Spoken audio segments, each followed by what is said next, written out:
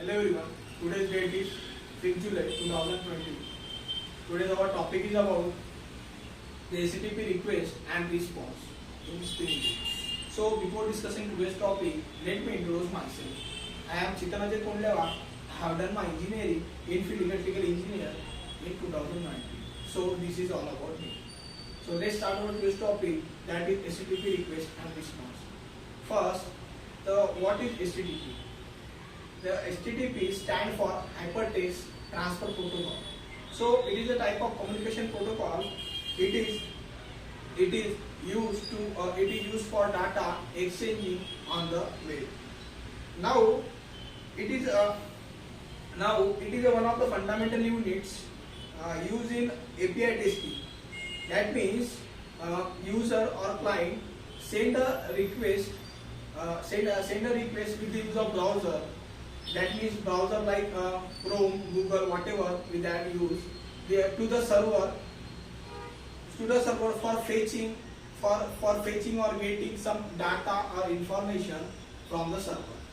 So that means we can say that the client or user request is said to be a HTTP request which communicate between a client and server, or maybe say that it is a different two different computer system. Now it is a two different computer system. Now we can when we talk about the MVC controller, in that MVC controller there are three parts, that is module, controller and queue.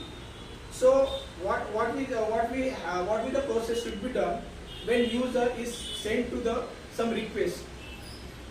This request in the form of HTTP request. This HTTP request is sent to the controller. This controller is forwarded the request to the module, and module has been checked this request with the database. So database, this request has to be true.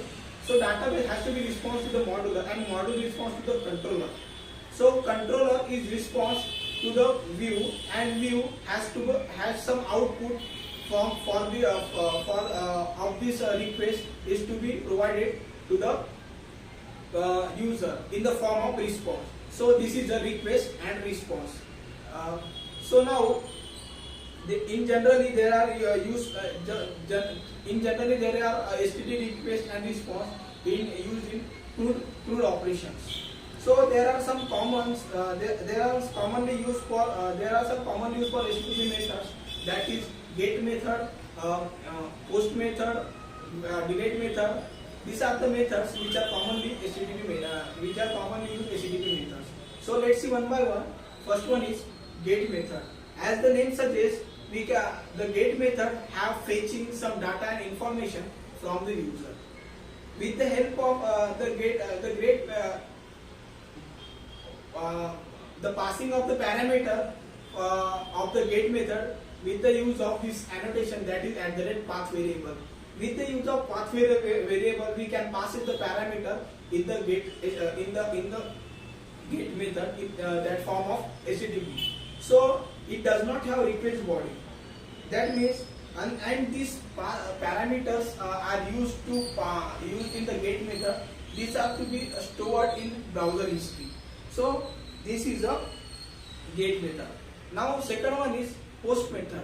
Post method, it is used to add or update some data in the server with the with the help of this request body. That means the post method has a request body. With the help of this request body, we can update or save the data in the server. So the